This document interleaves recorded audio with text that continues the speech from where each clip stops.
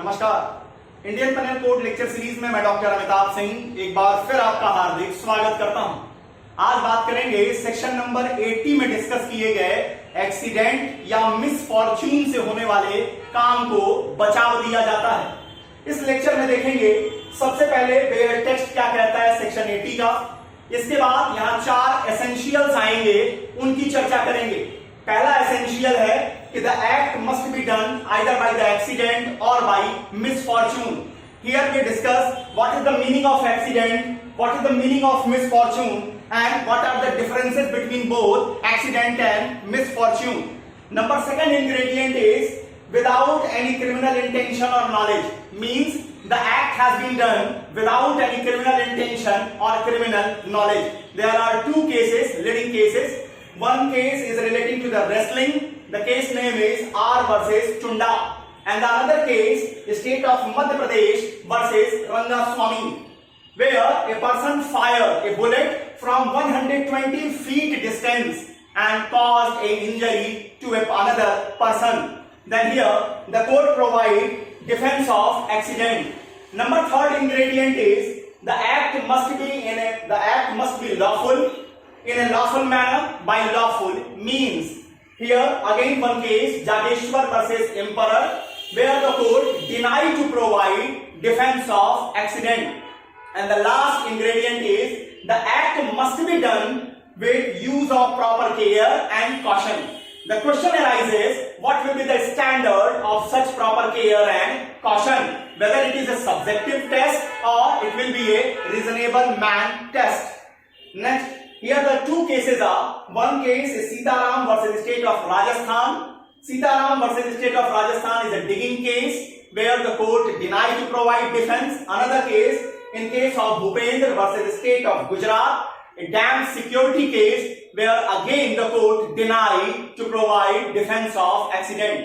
Let's start section number 80, accident or misfortune. Section 80 where stated that nothing is an offense which is done by accident or misfortune and without any criminal intention or knowledge in the doing of a lawful act in a lawful manner by lawful means and with proper care and caution. अब यहां section 80 को जरा समझिए। Section 80 कहता है कोई भी बात अपराध नहीं है जो दुर्घटना या दुर्भाग्य के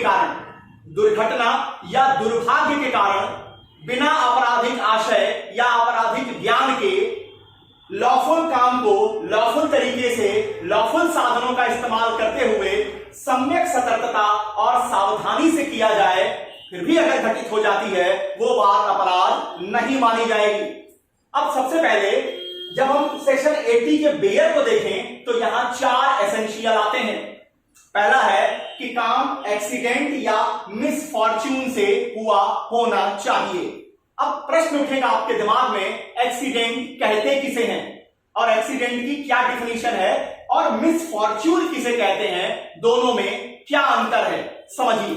एक्सीडेंट को स्टीफन परिभाषित करते हैं, क्या कहते हैं?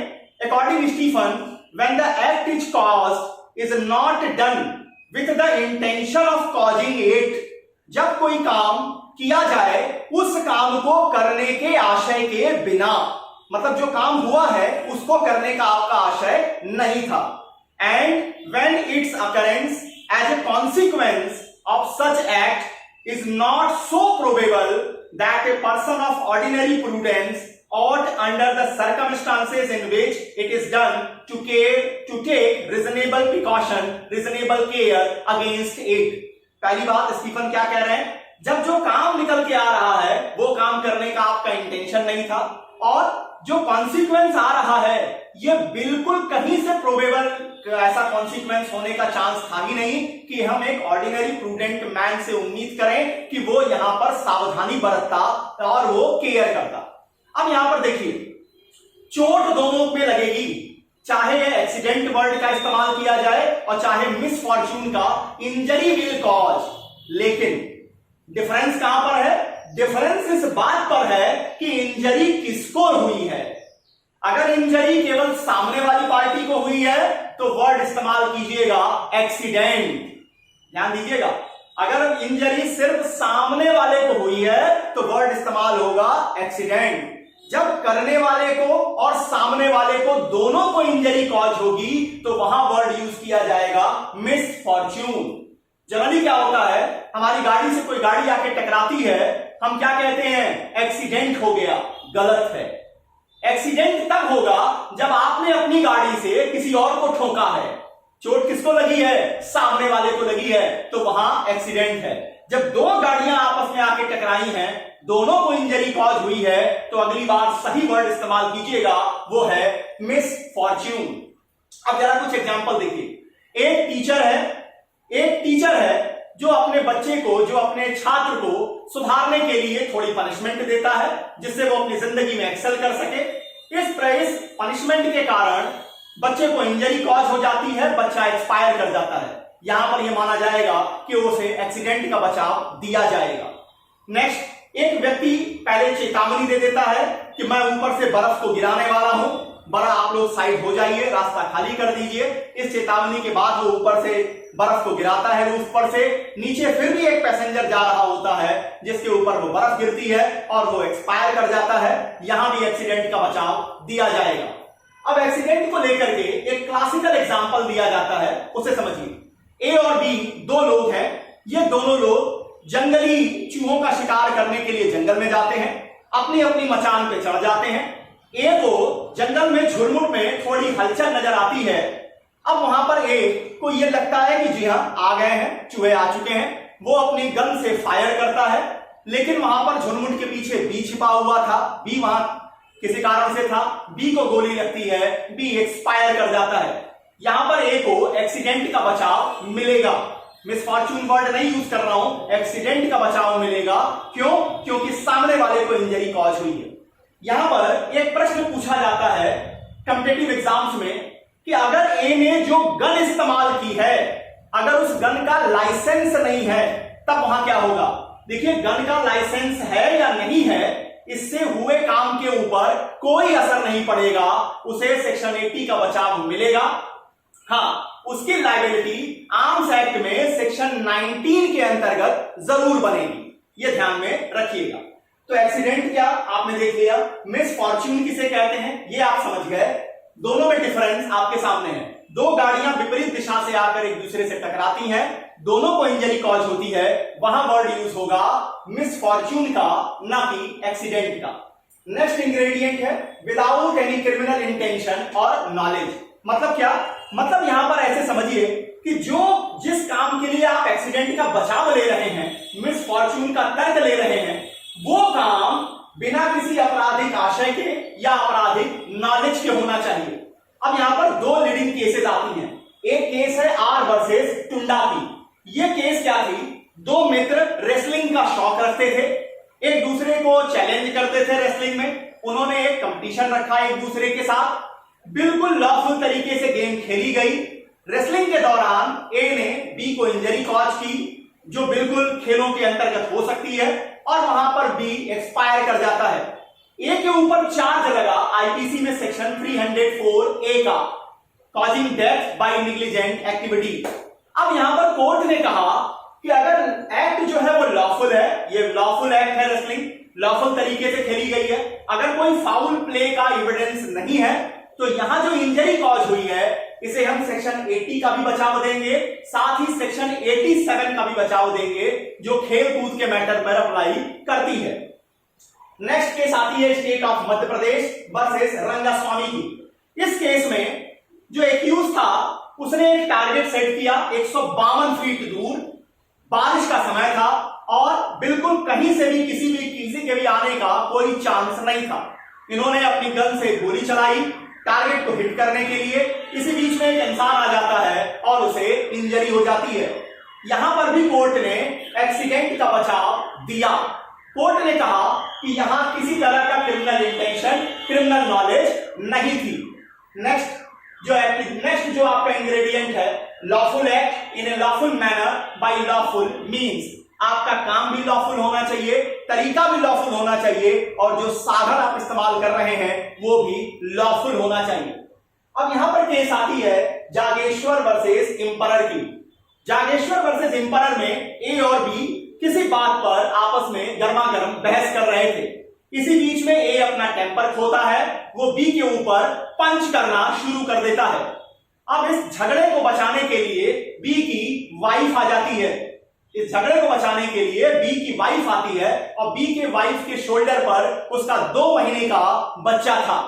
एक पंच जाकर बच्चे को लग जाता है और बच्चा एक्सपायर कर जाता है। यहां कोर्ट ने कहा आपका जो एक्ट है वो लॉफुल नहीं है, ये लॉफुल एक्ट नहीं है पंच करना दूसरे पर किसी भी छोटी सी बात को लेकर के। तो यहां पर एक्सीडेंट का बचाव नहीं दिया गया जागेश्वर वर्सेस एम्परर के केस में। चौथी इंग्रेडिएंट है use of proper care and caution. क्या मतलब? जब हम word proper care and caution का वर्ड यूज करते हैं, सम्यक सतर्कता और सावधानी की बात करते हैं, तो दिमाग में एक प्रश्न उठता है किस लेवल की सावधानी? क्या यहां पर हम रीजनेबल मैन टेस्ट लगाएंगे? मतलब एक प्रूडेंट मैन को बीच में रख करके हम सोचेंगे कि एक्यूज ने उतनी सावधानी बरती या नहीं, या एक सब्जेक्टिव टेस्ट लगाएंगे जो पर्सन टू पर्सन अलग होती जाएगी, अलग होगी। अब यहां समझिएगा, यहां पर कोर्ट ने स्थापित किया है कि हम प्रूडेंट मैन का टेस्ट लगाएंगे, रीजनेबल मैन टेस्ट लगाएंगे। एक सामान्य व्यक्ति उस स्थिति में उस काम को करने के दौरान जितना सावधानी बरतता, क्या उतनी सावधानी एक्यूज ने बरती थी? इसको हम आधार बनाकर चलेंगे। सब्जेक्टिव टेस्ट की ओर हम सेक्शन 80 में नहीं जाते हैं। नेक्स्ट इसमें केस आती है Sitaram versus state of Rajasthan की। Sitaram versus state of Rajasthan के केस में जमीन मिट्टी की डिगिंग का काम चल रहा था, मशीन से डिगिंग की जा रही थी। करने वाले ने मशीन को ऑन कंडीशन में ही वहीं छोड़ा और वहां से हट गया। मिट्टी निकालने के लिए मजदूर वहां गए, मशीन ने उनको इंजरी कॉज कर दी। अब यहां कोर्ट ने कहा कि जो प्रूडेंट मैन का टेस्ट अगर लगा दीजिए तो जिस व्यक्ति ने मशीन का इस्तेमाल किया था उसने प्रॉपर केयर एंड कॉशन नहीं बरता, एक्सीडेंट का बचाव नहीं दिया गया। नेक्स्ट केस आती है Bhupendra versus state of Gujarat की, जहां एक डैम की सिक्योरिटी में 2 पुलिस वाले रहते हैं। पुलिस वालों के आपसी रिश्ते स्टेंट रहते हैं। अब यहां पर कांस्टेबल ने क्या किया, ये एक्यूज भी था, इसने कहा कि मैंने रात को जब अंधेरा हो गया मैंने डैम के ऊपर थोड़ी आग जलते हुए देखी, मैंने आवाज दी, उधर से कोई रिस्पांस नहीं आया, मैंने फायर किया, जाके देखता हूं तो हेड कांस्टेबल मर गए थे, मुझे एक्सीडेंट का बचाव मिलना चाहिए।